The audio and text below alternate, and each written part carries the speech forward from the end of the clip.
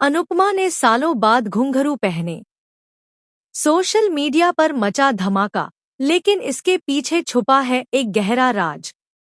एक समय था जब अनुपमा के जीवन का हर पल रीते में बसता था, मगर एक हादसे ने उसकी आत्मा से घुंघरुओं की आवाज ही छीन ली थी। अनुज के जाने के बाद वह न केवल एक पत्नी और मां के रूप में टूटी थी, बल्कि एक कलाकार के रूप में भी खो चुकी थी।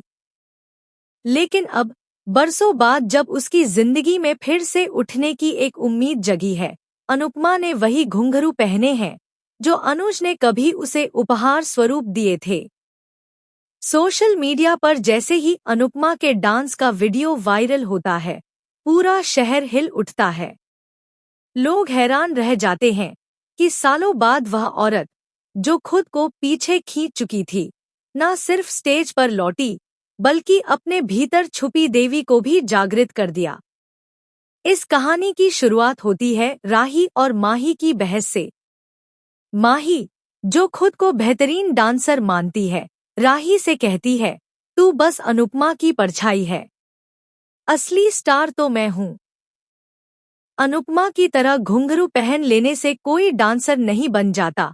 वहीं राही, जो अंदर से अनुपमा से प्रेरणा लेती है, खुद को साबित करने की ठान लेती है।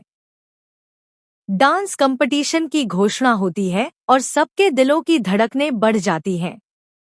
प्रतियोगिता से ठीक पहले माही की चाल काम कर जाती है और राही के पैर में चोट लग जाती है, जिससे वह प्रतियोगिता से बाहर होने की कगार पर पहुंच जाती है। माही यह सोचकर खुश होती है कि अब उसके सामने कोई नहीं है। लेकिन कहानी में आता है एक बड़ा मोड़। इसी बीच गुरुजी की बस्ती में एंट्री होती है। वे सबको डांस सिखाने आते हैं और अनुपमा को स्टेज पर बुलाते हैं। वहीं मौजूद भारती तंज कसती है, इसको तो डांस आता ही नहीं, यह क्या सिखाएगी। लेकिन गुरुजी मुस्कुराते हुए कहते हैं, जिस औरत ने व्हीलचेयर पर बैठे एक इंसान को फिर से नाचने की प्रेरणा दी, क्या तुम सोचती हो कि वह खुद डांस करना भूल गई है। गुरुजी का यह एक वाक्य अनुपमा के सीने में छुपे कलाकार को जगा देता है।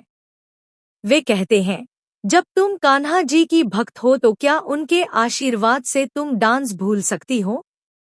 नहीं अनुपमा, तुम डांसर हो और आज तुम्हें खुद को और सबको यह साबित करना होगा। गुरुजी उसे घुंघरू थमाते हैं और कहते हैं, यह सिर्फ घुंघरू नहीं है, यह तुम्हारे जीवन की आवाज है।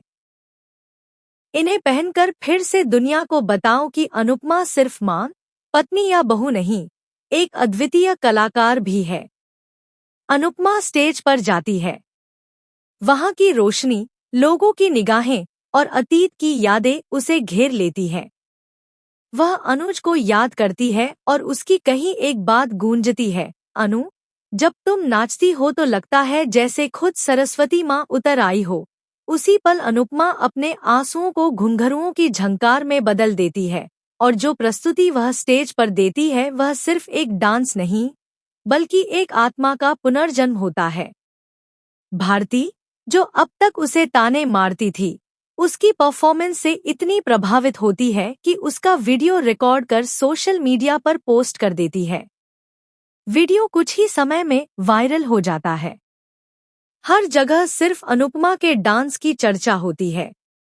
कॉलोनी की महिलाएं, जो अब तक छिपी हुई थी, सामने आने लगती हैं।